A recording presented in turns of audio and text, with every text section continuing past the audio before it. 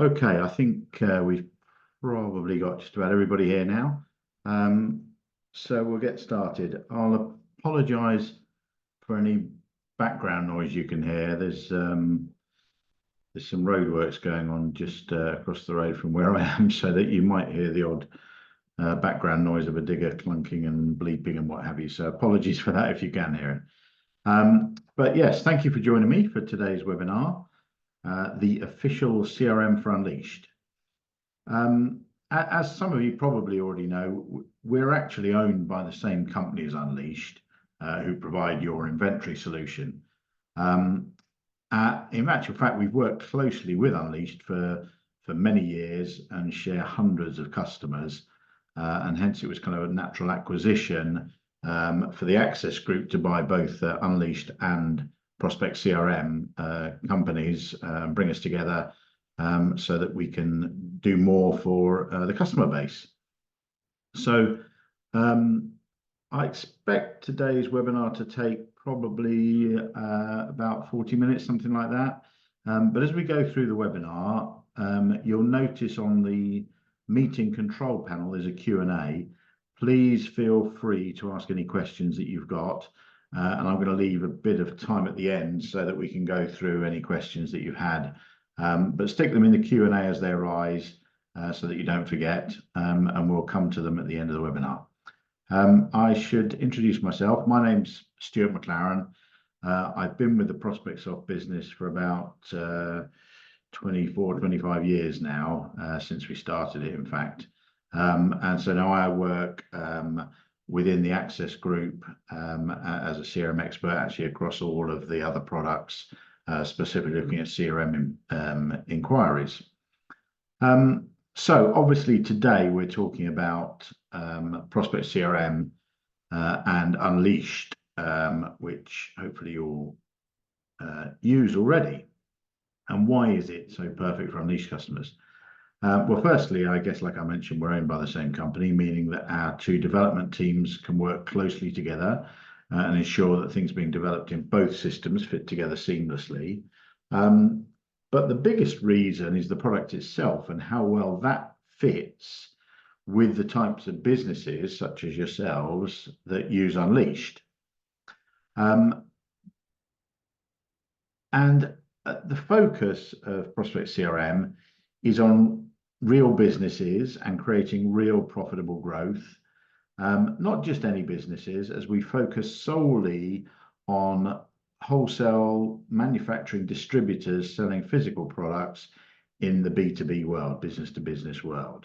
And you'll see as we go through this, we have some very specific tools that are unique within the Prospect CRM system that hopefully will pique your interest to look a bit further into the product. And you can go to our website and see many of these, but it's not just something that we say we do. There's loads of quotes and case studies on our website from Unleashed customers and others, in fact, as well. Much like this from Dennis.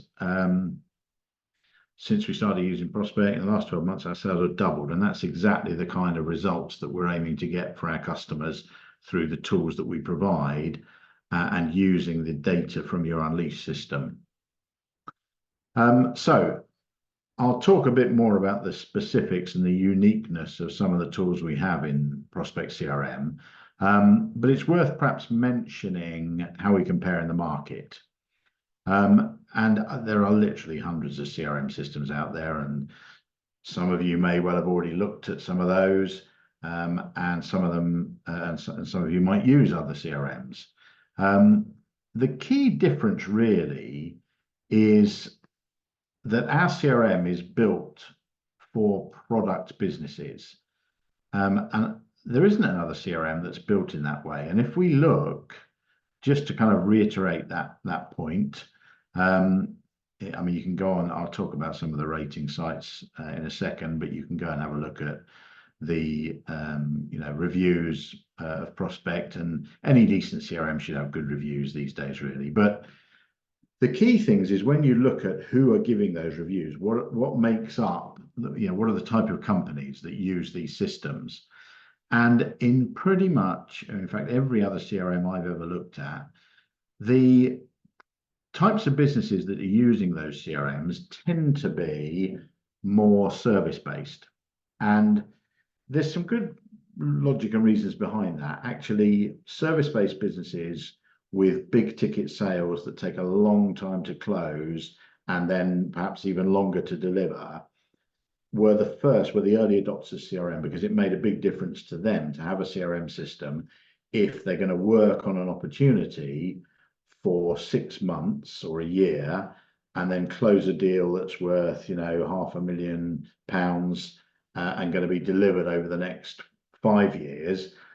They are the sort of people that initially wanted a system to control those opportunities because each one was incredibly valuable and went on for a long time and loads of documents backwards and forwards and contracts and meetings and so on and so forth. And so CRM, really that's how it was born, and that's what the early adopters. And so historically, that's where CRMs have been, and it's people like computer software companies or information technology, marketing, advertising, internet services, financial services, consulting, lots of different consulting businesses, and that's who those CRMs were built for, to manage those long-term, high value, and then long delivery sales.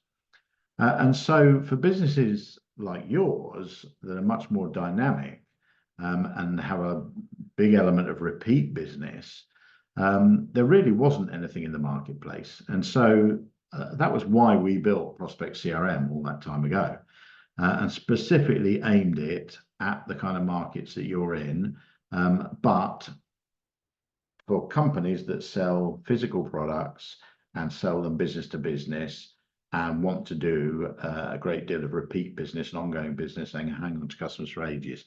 And so our customer base is made up of wholesalers in different industries like food and beverage, construction, electrical, and food production, but all selling physical products to other businesses.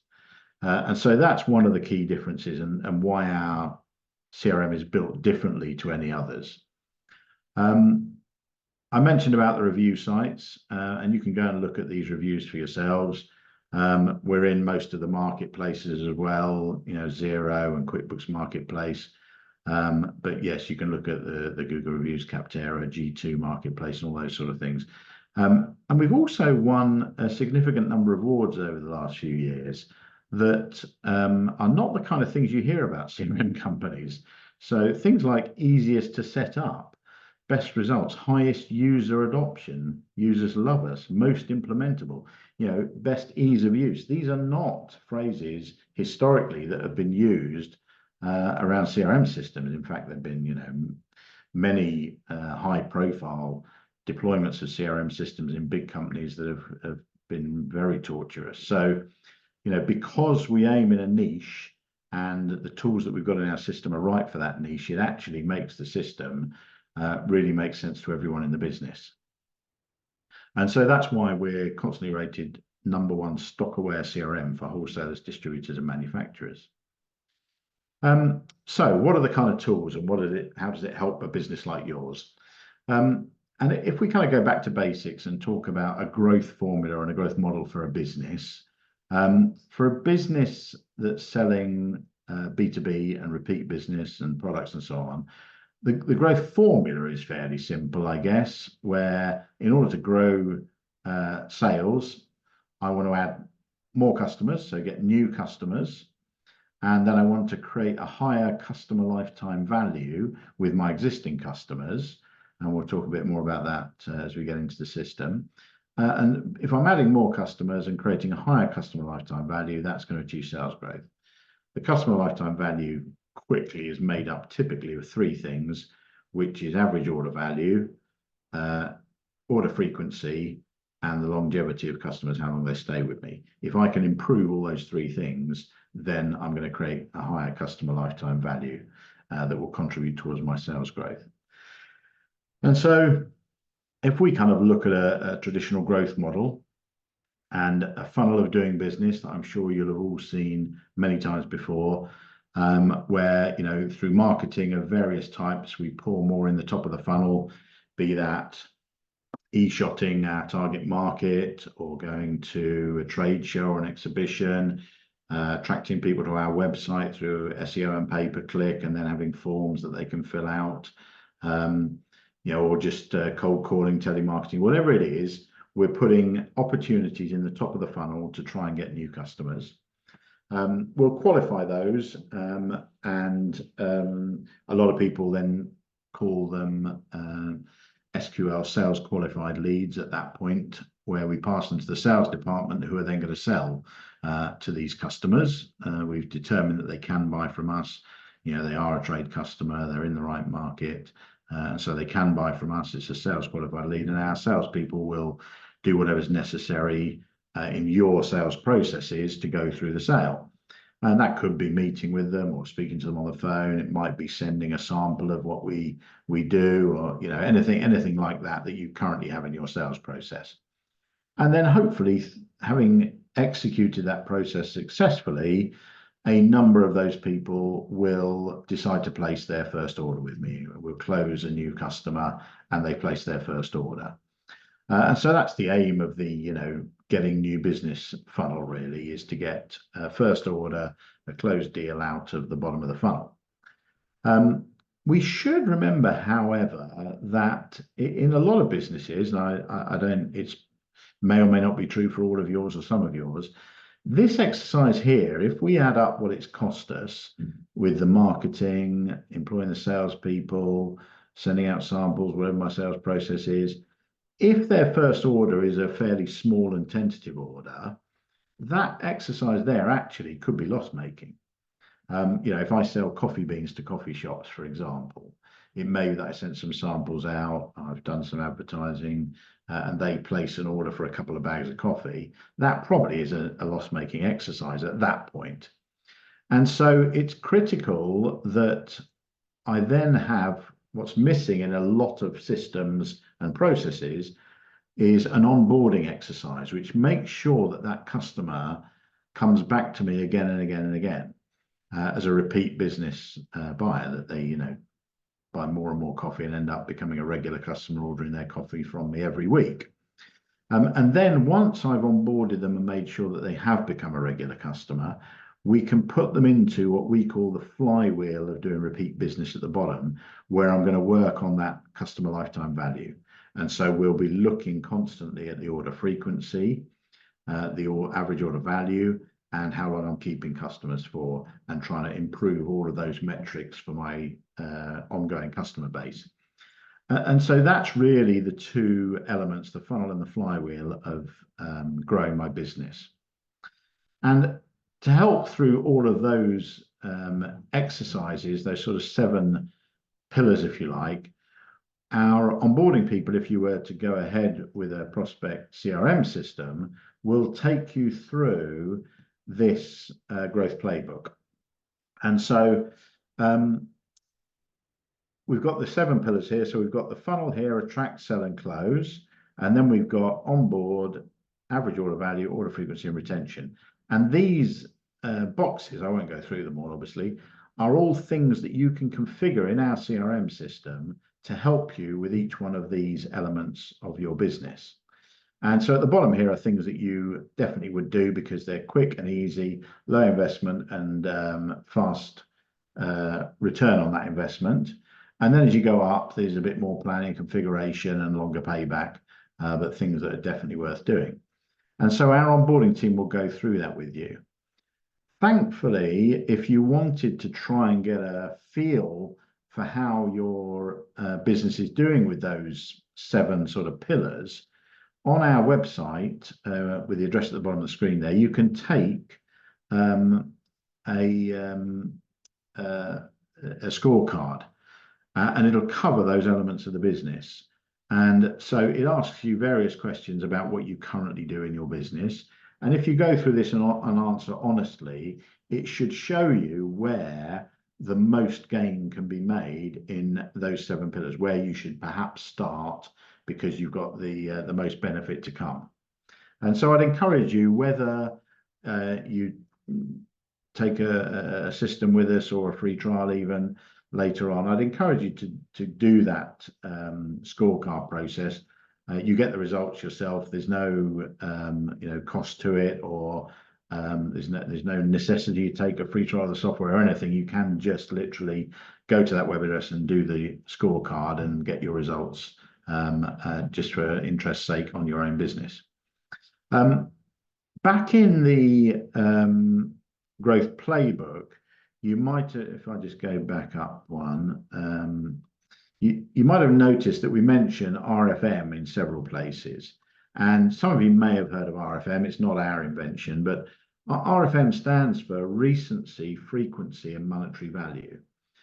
And it's a recognized business methodology with algorithms configured already that you can work through manually to categorize your customers based on how recently they bought, how frequently they buy, and how much money they spend with you.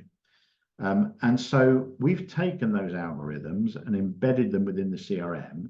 And even if you take a free trial, you'll get to see exactly where your customers sit, because we'll bring in the history from Unleashed, apply the RFM analysis, and be able to show you who your champions, loyal customers, potential loyalists, etc. are, who those are about to sleep or at risk. They can't lose them, which customers that used to make big purchases but haven't bought for a long time, etc., etc. So we will categorize based on actual sales from your Unleashed system, all of your customers. And if you went ahead with the Prospect CRM system and started putting your quotes and orders through here into Unleashed, then this is recalculated every night as well, so that you can see if any customers are moving between sections. The other category that we add on to this, though, is new customers. And this is specifically for the purpose of the onboarding. And so the data says that if a customer places less than 4 orders, they are less than 50% likely to place their next order. So fourth order is the tipping point, the critical mass, where they recognize you as a regular repeat supplier.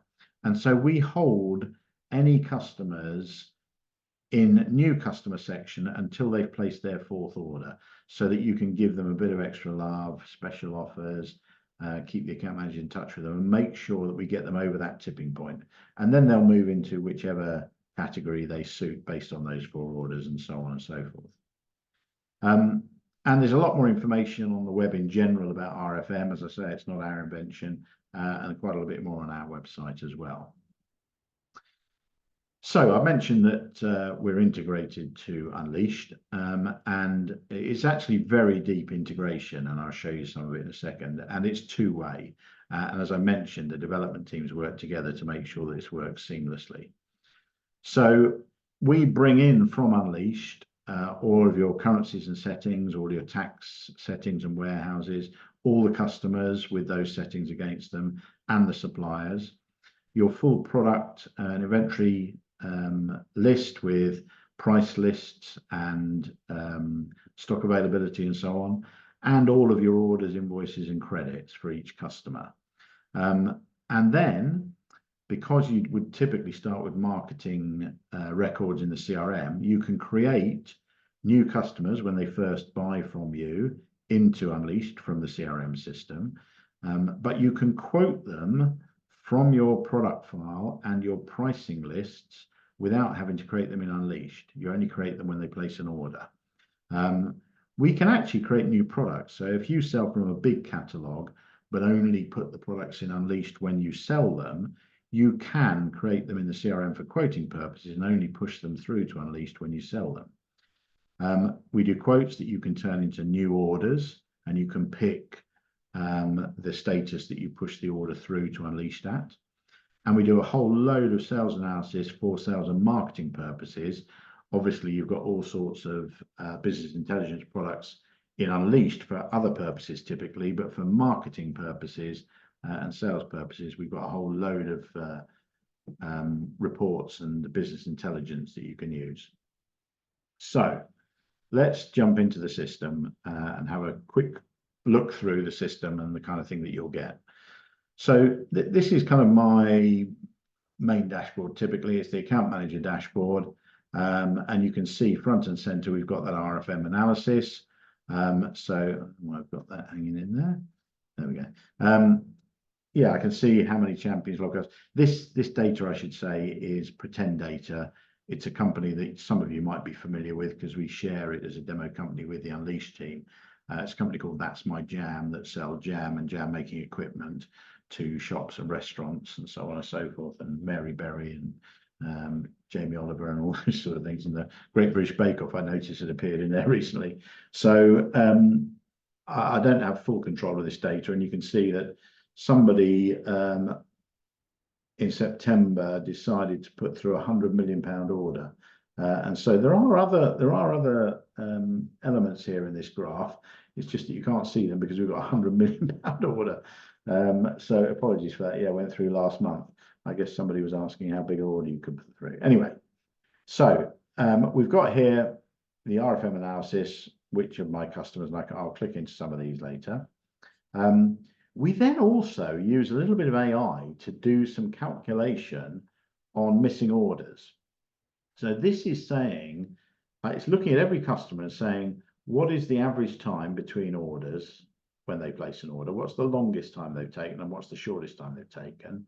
And how long is it since they placed their last order? And then it will adjust itself and using that longest and shortest and average time between orders and the value, it'll predict who should be placing an order when. And so Casa Bellissimo should have placed an order for almost £2,000 on the 29th of September, but they didn't. And there's a whole list of these, quite often it's way more than 8. But the number of people that I've spoken to who take a free trial of our system and then just ring these people on this list and manage to pick up thousands of pounds worth of orders because, the buyer was away and someone forgot or, something had happened and they just missed placing the order. So really useful tool to make sure that we're keeping that order frequency up.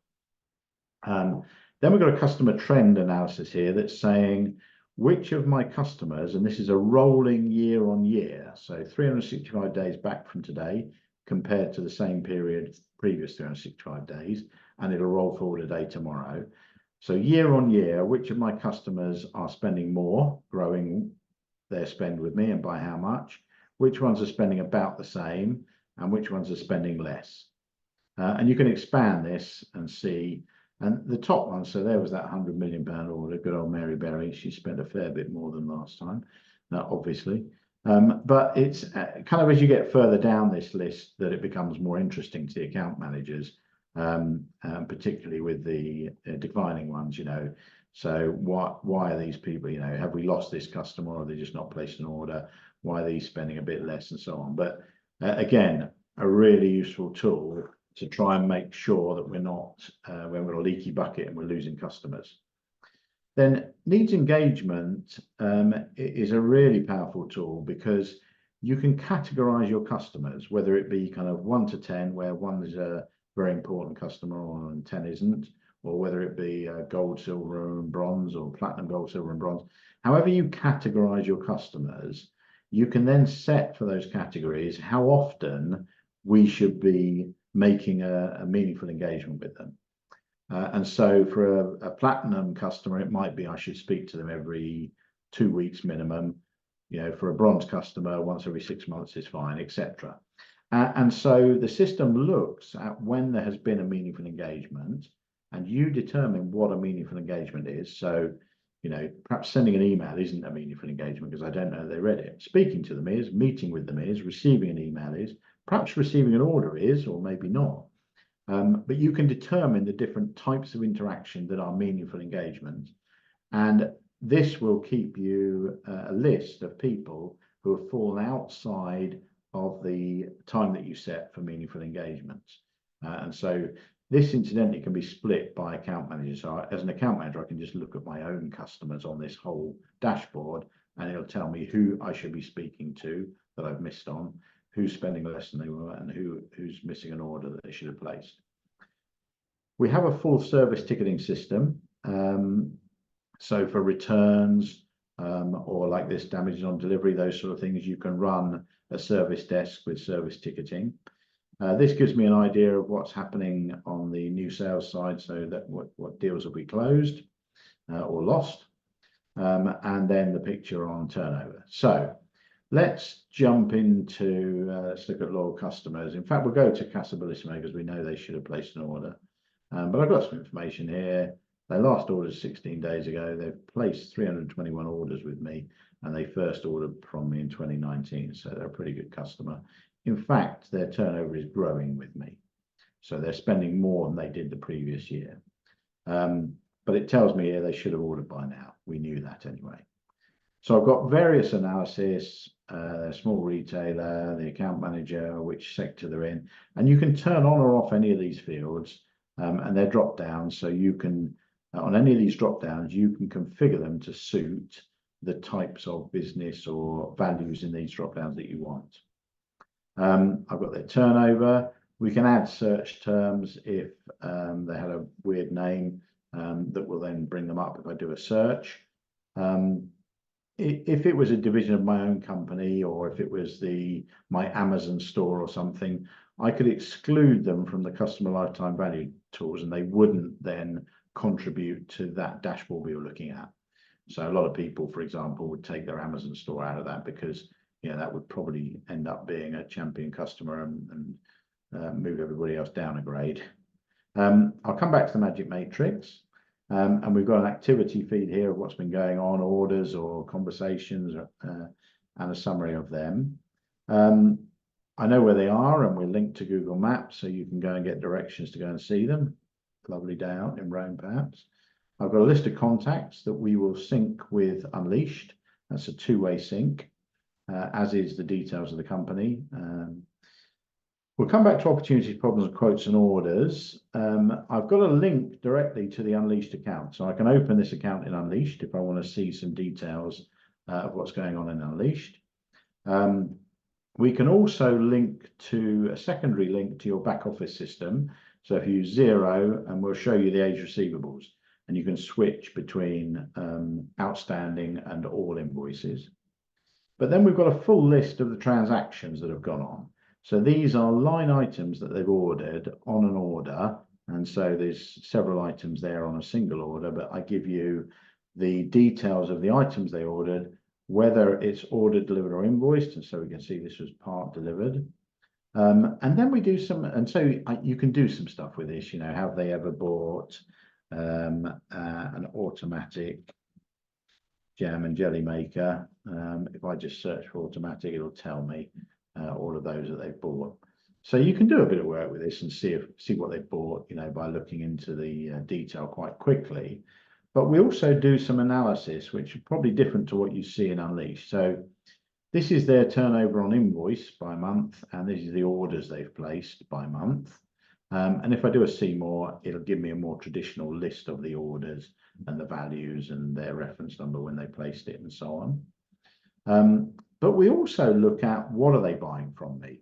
So which products? By value, they spend the most on Blissful Blueberry Jam. In fact, half of their spend almost is on that. And what do they order most often? Well, not surprisingly, given it's half their spend, Blissful Blueberry Jam is also on most of their orders, more than half of their orders. In fact, on 82 of their orders, 32,000 items they've bought from us of Blissful Blueberry Jam. So this is a breakdown of what they've been buying by product. And we're linked. In fact, we bring in the full product list from Unleashed. So if I perhaps just go and look at that automatic jam and jelly maker, this is the record from Unleashed. I can't edit it because the master record is Unleashed. We bring in any pictures, and we know the stock availability. We know the cost price, the list price. In fact, I've got all the price tiers pricing here, so we can use any of those, and we know which customers on which price list. We also bring in any purchases, and we know who the suppliers are, and when we last purchased, and when we've got them due to arrive. And I can look at the sales transactions for this item. So this is who's been buying it. Bill's Kitchen and Casa Bellissimo we know is a good customer. And if we analyze the sales on this item, actually Mary Berry is the best customer for this item. and Casa Bellissimo is quite far down the list. And is there any seasonality around selling it? So what value and how many do we sell month by month? So a lot of useful information there. The extra thing we give you is this upsell option. So what we've said in the CRM is, if I put an automatic jam and jelly maker on a quotation, then I'm going to have a pop-up that says, well, if you're selling one of those, you must sell the battery charger that goes with it, otherwise it won't work. In fact, it's free, but I need to ship it with it. And I can recommend that people buy a jam strainer and some labels for the jam making machine. And so you can link other products in 3 ways, actually. There's a recommended, a must sell, recommended, or an upgrade. So if we had a more expensive one that, say this produces 100 jars a day, if we have one that produces 500 jars a day, I could recommend that as an upgrade, and that would pop up and say, how many jars, are you suggesting you're going to make? Do you want to upgrade to a better machine? So this is all to do with trying to lift my average order value by offering more things, to the customers when I'm speaking to them at the moment they're buying, with some intelligence behind that. Okay, so that was looking at the customer. If we now just go through an exercise, so let's say that Marco, bless him, I'll go to his record, and we've got a record for each contact with their email address and so on and so forth. We know he's the main decision maker. In fact, he's the owner of the business. But if he called in, I'd go to his record, and if he said to me that he wanted to place an order, or could I quote him for some things, I can do that straight from the CRM system. So I'll simply go to my plus, and I can either put a sales order straight through and put that into Unleashed, or I could send him a quote and wait for him to accept the quote. So I'll do a quote just so that you can see. If you don't do quotes, then fine, you can just put sales orders straight through.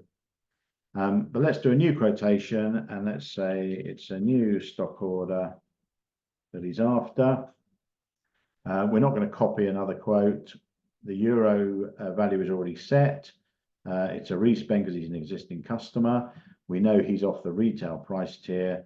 We ship to him from the Bristol warehouse, and for some reason he's set up with German sales tax in Unleashed. But we picked all that up. I can say, where did this come from? And let's say it's salesperson generated. So we'll create the quote. I didn't really need to fill in any of that if I didn't want to. And I get straight onto a new quote, and I'm offered items to add to the quote based on what he's been buying before. And so the first thing it's offering me is the blissful blueberry jam. And so, we can go through this and have a look. If he sent me a list of things, providing he's got my SKU and a quantity, I can drag and drop that in here, and it'll just build the quote or the order for me. I can start typing things. So, if I wanted one of those automatic jam and jelly makers, I can start typing that, and it'll show me how many I've got and how much it is. Here I could create a new product if I wanted to. But if I have one of these, you'll see that I get the pop-up straight away saying, well, you must sell one of these with it. And we've got them available. So I'll continue on that. And then it says, you need to ask him, does he want any jam strainers? And so we'll say, yes, he wants one of those. And he wants 200 labels as well. And so we'll continue. So all those items will get added to the quote. And so that's how we're trying to affect this upsell, by linking these products and making intelligent suggestions. If I go into a search as well, so if I go to a full screen search of my products, I can search by category if I wanted to. I could search by, again, starting to type part of the code or description. Or I could say to him, let me just have a look and see what you've recently purchased. And this will show me what he normally buys. So I could say, well, you should probably take some of the blissful blueberry jam because you always do. And he'll take 20 of those. Do you want some lids for that jam making? We could have perhaps put them as an upsell, and so on. And so I can go down this list of things he normally buys and see if we can get him to buy some of them. And we'll add those. He could then say to me as well, look, well, I'm selling quite well out of the shop. What else are you selling a lot of? And I can go and see what's popular generally across my customer base and recommend things to him that are selling well from my product lines so that he can stock the right things that are going to sell well for him. So we've now got a quote with quite a few things on it. I need to just make sure that we don't sell these things at zero. And I can look in detail at any one of these lines if I want to. So I can have a look and see what the profit margin is that I'm selling this at. And I can adjust any of these margins or markups. I can see how many I've got available, buildable quantity if it's in, and which warehouse they're in, and what is the history, what has he paid for it before. So most recently he paid 110 euros, so we'll stick with that price of 110 euros because he gets 15% off. So I built the quote. Now I need to send it to him. Obviously, if this was just an order, I'd write it straight through. I can pick the status in Unleashed, and I can hit, put an order number in and hit confirm. It'll write the order through. But we're going to send it to Marco, and so this will connect to your normal email system, and you can set up as many templates as you like. So let's do an email cover with a simple PDF quote attached to it. I'm going to download that so I can show it to you. We also allow you to put both on the document and in the email, if you want, these approve or approve and decline buttons. So you can put either just approve or approve and decline. And if the customer clicks the approve button, it'll take them to a portal that is designed for you. You put your logo and colors in it and so on. So let's download that and have a look at it.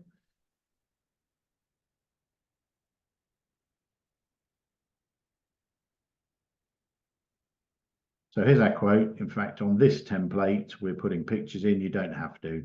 You can choose whichever columns you want.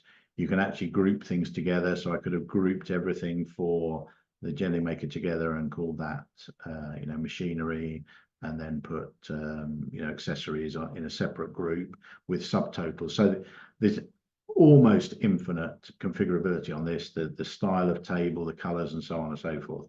But yes, if he clicks the approve button on this, he'll get taken to a portal where he can put in his purchase order number and click approve. And in our system, it will just then take that order number. Let's just come out of this for a second. Put it in his customer order reference number and confirm it through to Unleashed automatically on his say-so. And we capture his IP address and obviously know that it's the person that we sent the email to that's clicked on that link. So let's, I won't put this through to Unleash right now because I want to show you the pipeline. There's a warning here, incidentally. You can set a minimum margin, and it's telling me that some of these items have not met the minimum margin that we set across the organization. So it actually wouldn't let me process the order anyway. Or in fact, if I tried to send that quote, it wouldn't have let me send it. But you get the idea of doing a quote and processing it to an order in Unleashed. So I mentioned pipeline. Let's just go and have a quick look at the pipeline report. And what I'm going to do is a Kanban report. You can do a grid report if you prefer, but I'm going to do all the pipelines by date. And so this is the kind of thing that a sales manager might use in a weekly sales meeting. I could pick a particular salesperson. I could say, only show me items that are more than 50% likely to close, perhaps. And I could pick an estimated close, but we've got the months here anyway. So I can see that, in terms of value of business we've got coming in, we've got some that should have closed last month that are hanging over. We've got a good deal of pipeline for this month, not bad for next month, etc. And it's sort of, becoming less as we look further ahead. And I can pick on any of these opportunities, so if I wanted to know about, let's pick one with this jam making kit here for Ocado.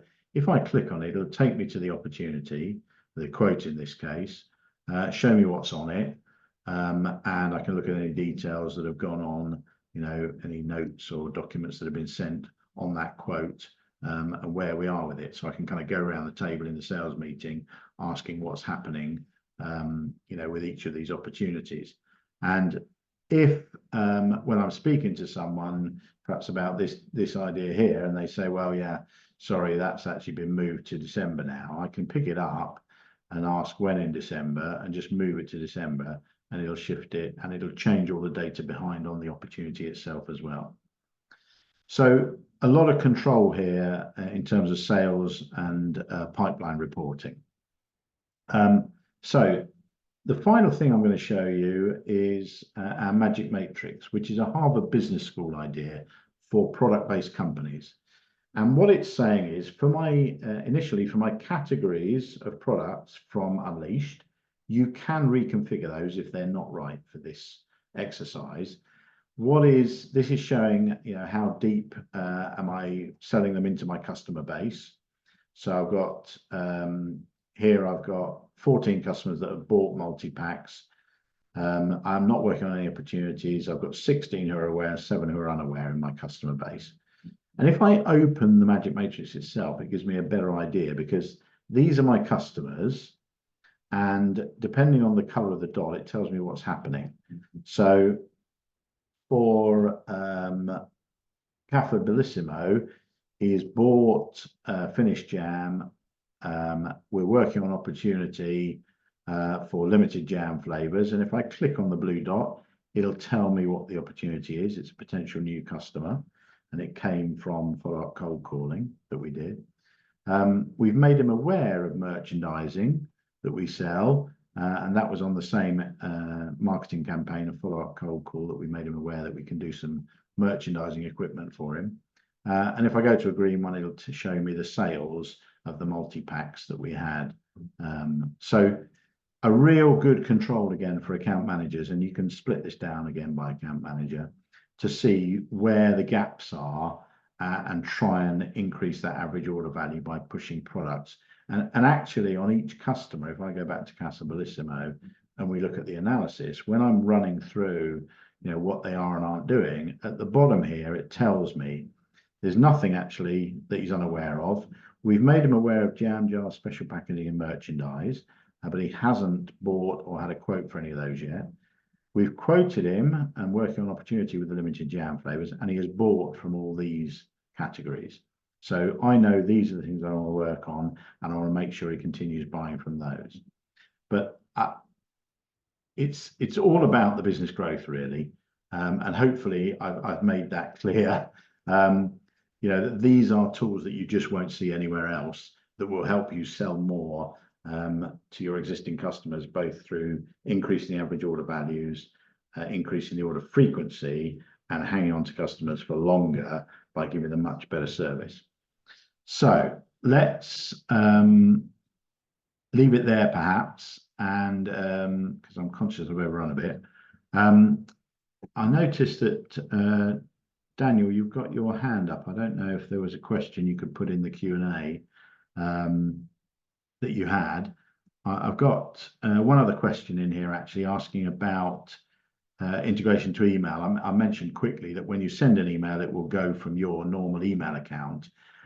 It's actually two-way integration to either Outlook, which I happen to use, or to Gmail.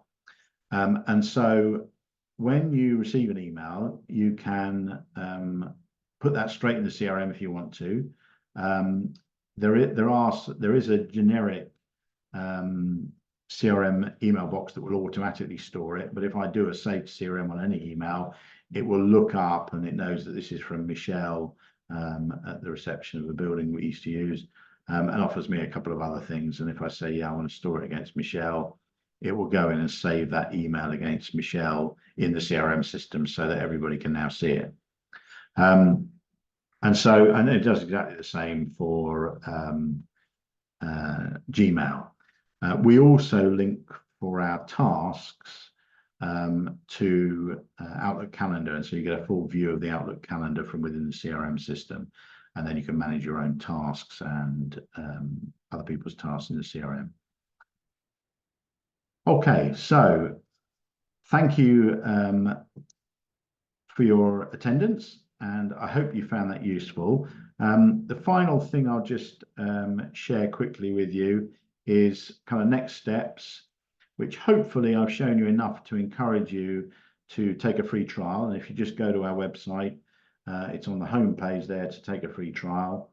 And there's no cost literally to it. You don't have to put in any payment details or anything. It is just a free trial for 14 days. You connect it to your Unleashed using the API keys, and you'll get all of that information that I've shown you on as much history as you've got in Unleashed for those 14 days. To be able to see the missing orders, the RFM stats, and all of that. The Magic Matrix, you'll get the whole lot. So yes, you can actually do it from within Unleashed. If you go to the integration store, I think you need to be an admin, but if you go to integration store and then click on Prospect CRM, there is a take a free trial from within the Unleashed system, which will automatically connect the two systems together when you take a free trial from there. So either way. And we've got an offer on at the moment for attendees of this webinar. So if you take a free trial before the 11th of October, and then decide that the system is giving you so much benefit, you would like to subscribe before the 14 days runs out on that free trial, the first 3 months of your subscription will be half price, courtesy of a special offer from us. And the full pricing is available on our website. There's nothing hidden. That you can go to prospectsoft.com/pricing, or it's in the menu at the top of the home page. So you can see the pricing, but the first 3 months will be at half price. Much like Unleashed, it's kind of a per user per month thing, so it kind of depends how many users you want. Okay. Well, again, thank you very much for your attendance. I hope you found that useful and informative, and I hope to see you all on a free trial soon. Thanks very much indeed, and have a great rest of your day. Thank you.